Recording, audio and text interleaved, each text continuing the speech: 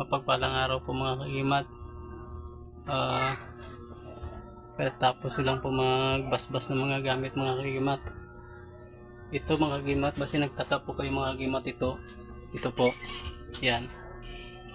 Ito po ang suka na binaon ko po yan nung nakaraang taon.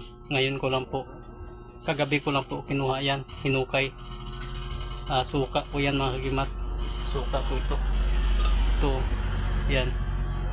Binaon ko po ito, binalo ko po ng binaon sa lupa. Hinukay ko po ito kagabi bago mag alas 12. Bago mag Biyernes, mag alas 12. Yan. Gamot po yan sa pangkalahatang gamot. Gamot sa lagnat. Pangontra din po yan sa kidlat. Pag may taong tinamaan yan ng kidlat at nasusunog po siya at na mamatay siya sa tama ng kidlat, pag meron po kayo niyang suka na binaon mo ng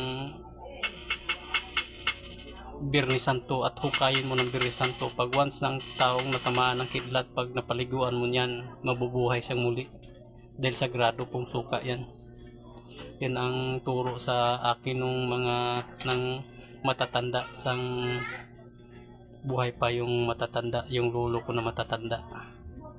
At mapagpalang araw po mga kagimat, para po i-share ko po yung kaalaman ko tungkol po dyan. At mapagpalang araw po, ito po si Medalyang Papel ng Mindanao. God bless po. Holy Week. God bless.